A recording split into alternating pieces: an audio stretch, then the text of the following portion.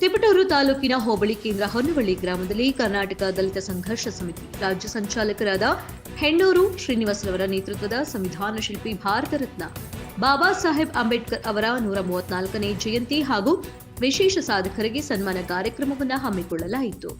ಜನಪ್ರಿಯ ಶಾಸಕರಾದ ಕೆ ಶಶಿಕರಿ ಅವರು ಅಂಬೇಡ್ಕರ್ ಅವರ ಭಾವಚಿತ್ರಕ್ಕೆ ಪುಷ್ಪನಮನ ಸಲ್ಲಿಸುವ ಮೂಲಕ ಉದ್ಘಾಟನೆ ಮಾಡಿ ಮಾತನಾಡಿದರು. ಸಮಾಜದ ಹಿಂದುಳಿದ ಹಾಗೂ ನೊಂದವರಿಗೆ ಶಕ್ತಿ ಹಾಗೂ ಧೈರ್ಯ ತುಂಬಲು ಎಲ್ಲಾ ವರ್ಗಗಳಿಗೂ ಸಮಾನತೆಯನ್ನು ಪ್ರತಿಪಾದಿಸಿದ ಡಾಕ್ಟರ್ ಬಿಆರ್ ಅಂಬೇಡ್ಕರ್ ಎಂದಿಗೂ ಅಜರಾಮರ. ಶಿಕ್ಷಣ ಸಂಘಟನೆ ಹೋರಾಟದ ಮೂಲಕ ಶೋಷಣೆಗೆ ಹಾಗೂ ಹಿಂದುಳಿದ ವರ್ಗಕ್ಕೆ ಇಂದು ನ್ಯಾಯ ದೊರಕಿಸಿಕೊಟ್ಟಂತ ಮಹಾನ್ ಪುರುಷ. ಅವರ ಆದರ್ಶಗಳನ್ನು ನೀವೆಲ್ಲರೂ ಮೈಗೂಡಿಸಿಕೊಳ್ಳಬೇಕು. ಎಲ್ಲಿ ಅನ್ಯಾಯವಾಗಿದೆ ಅಲ್ಲಿ ನಿಮ್ಮ ಧ್ವನಿಗೆತ್ತಿ ನಾನು ಖಂಡಿತ ಪ್ರೋತ್ಸಾಹಿಸುತ್ತೇನೆ. ಸಂವಿಧಾನದಲ್ಲಿ ಪ್ರತಿಯೊಬ್ಬರಿಗೂ ಸಮಾನವಾದ ಹಕ್ಕನ್ನು ಸರ್ವ ಜನಾಂಗದವರಿಗೂ ಕೊಟ್ಟಿದ್ದಾರೆ. ನಾನು 2 ಬಾರಿ ಶಾಸಕನಾಗಿದ್ದೇನೆ. ನನ್ನ ಅವಧಿಯಲ್ಲಿ ಸುಮಾರು 18,000 ಎಕರೆ ಜಮೀನನ್ನು ಗುರುತಿಸಲಾಗಿದೆ. ಅರ್ಹ ಫಲಾನುಭವಿಗಳಿಗೆ ಮೀಸಲಿಟ್ಟಿದ್ದೇನೆ. ಕಾನೂನು ವ್ಯಾಪ್ತಿಯಲ್ಲಿ ಆರ್ಥಿಕವಾಗಿ ಅವರಿಗೆ ಸಿಗುವಂತಹ ಸವಲತ್ತು ನಾನು ನೀಡಿದ್ದೇನೆ.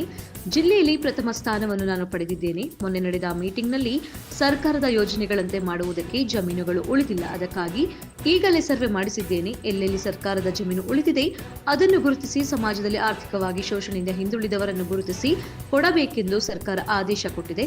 ಪ್ರಥಮ ಆದ್ಯತೆ ಸ್ಮಶಾನಕ್ಕೆ ಕೊಟ್ಟಿದ್ದೇನೆ. ಶೈಕ್ಷಣಿಕ ಹಾಗೂ ಆರ್ಥಿಕವಾಗಿ ಯಾರು ಬಡವರಿದ್ದಾರೆ ಅವರಿಗೂ ತಲುಪಲಿದೆ. ಆದರೆ ನಿಮ್ಮ ಸಮುದಾಯದಲ್ಲಿ ಒಂದು ಕೊರತೆ ಇದೆ. ಅದು ಏನೆಂದ್ರೆ ಜಾತಿ ಎಂಬ ಪಿಡುಗನ್ನ ತೊಲಗದೆ ಹೋದ್ರೆ ಸಮಾಜ ಎಂದಿಗೂ ಉದ್ಧಾರ ಆಗಲ್ಲ ಎಂದು ಹೇಳಿದ್ದಾರೆ. ಸುಮಾರು 18,000 ಎಕರೆಯನ್ನ ಯಾರ್ಯಾರು ಅರ್ಜಿ ಹಾಕಿದ್ದಾರೆ, ಯಾವ ಸಮಾಜದಲ್ಲಿದ್ದಾರೆ, ಕಾನೂನು ವ್ಯಾಪ್ತಿಯಲ್ಲಿ ಆರ್ಥಿಕವಾಗಿ ಅವ್ರಿಗೆ ಸಿಗ್ತಕ್ಕಂಥ ಸವಲತ್ತನ್ನ ನಾನು ನೀಡಿದ್ದೇನೆ. ಬಹುಶಃ ಜಿಲ್ಲೆಯಲ್ಲಿ ಪ್ರಥಮ ಸ್ಥಾನವನ್ನು ನಾನು ಪಡೆದಿದ್ದೇನೆ. ಯಾತಕ್ಕೆ ಮಾತನಾಡ್ತಾ ಇದ್ರೆ, ಮೊನ್ನೆ ನಾನು ಸಭೆ ಮಾಡಿದಾಗ ಸರ್ಕಾರದ ಯೋಜನೆಗಳು ಮಾಡ್ಲಿಕ್ಕೆ ಈಗ ಸರ್ಕಾರದಲ್ಲಿ ಜಮೀನು ಉಳಿದಿಲ್ಲ. ಅದಕ್ಕೆ ನಾವು ಈಗಾಗಲೇ ಸರ್ವೆ ಮಾಡಿಸಿದ್ದೀನಿ. ಎಲ್ಲೆಲ್ಲಿ ಸರ್ಕಾರದ ಜಮೀನು ಉಳಿದಿದೆ ಅದನ್ನ ಗುರುತಿಸಿ ಸಮಾಜದಲ್ಲಿ ಶೋಷಿತರಿಗೆ, ಹಿಂದುಳಿದವ್ರಿಗೆ, ಆರ್ಥಿಕವಾಗಿ ಹಿಂದುಳಿದಿರ್ತಕ್ಕಂಥವ್ರಿಗೆ ಪ್ರೋತ್ಸಾಹ ಕೊಡಬೇಕು ಅಂತಕ್ಕಂಥ ಒಂದು ಆದೇಶವನ್ನು ಕೊಟ್ಟು ಅದನ್ನು ಗುರುತಿಸಿದ್ದಾರೆ. ಪ್ರಥಮ ಆದ್ಯತೆ ಸ್ಮಶಾನಕ್ಕೆ ಕೊಟ್ಟಿದ್ದೀನಿ, ಶೈಕ್ಷಣಿಕ ಕೊಟ್ಟಿದ್ದೀನಿ. ನಂತರ ಆರ್ಥಿಕವಾಗಿ ಹಿಂದುಳಿದಿರ್ತಕ್ಕಂಥ ಏನು ಬಡವರಿದ್ದಾರೆ ಅವ್ರಿಗೂ ಕೊಟ್ಟಿದ್ದಾರೆ. ಬಹುಶಃ ನನ್ನ ಅನುಭವದಲ್ಲಿ ನಮ್ಮ ದಿವಂಗತ ವೀರೇಂದ್ರ ಪಾಟೀಲ್ ಅವರು ಮುಖ್ಯಮಂತ್ರಿಗಳಾದಂಥ ಸಂದರ್ಭದಲ್ಲಿ ಈ ಬಗರ್ಹುಕುಂ ಸಮಿತಿ ಒಂದು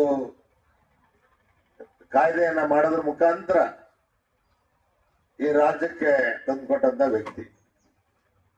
ಅದಕ್ಕೆ ಮುಂಚೆ ಇರಲಿಲ್ಲ. ಪಟೇಲರು, ಶಾನ್ಭೋಗರು ಕೂತ್ಕೊಂಡು ಯಾರನ್ನ ಗುಡಿಯಲ್ಲಿ ಕೂತ್ಕೊಂಡ್ ಬರೀತಾರೋ ಅದು ಅವ್ರದೇ ಆಸ್ತಿ. ಅದಕ್ಕೆ ಸಾಕಷ್ಟು ಕಾನೂನಲ್ಲಿ ಬದಲಾವಣೆ ತಂದಿದ್ದಾರೆ.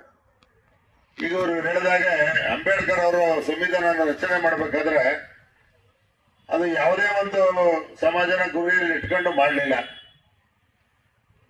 ಇವತ್ತು ಆ ಪುಣ್ಯಾತ್ಮ ಸಾಮಾಜಿಕವಾಗಿ, ಆರ್ಥಿಕವಾಗಿ, ಶೈಕ್ಷಣಿಕವಾಗಿ ಹಿಂದುಳಿದಿರ್ತಕ್ಕಂಥ ಎಲ್ಲರನ್ನ ಗಮನದಲ್ಲಿ ಇಟ್ಕೊಂಡು ಈ ಸಂವಿಧಾನವನ್ನು ತಂದರು. ಅದರಲ್ಲಿ ಜಾಸ್ತಿ ವಂಚಿತರಾಗಿರೋ ನನಗನ್ಸುತ್ತೆ ನಿಮ್ಮ ಸಮಾಜದವರು ವಂಚಿತರಾಗಿದ್ದಾರೆ.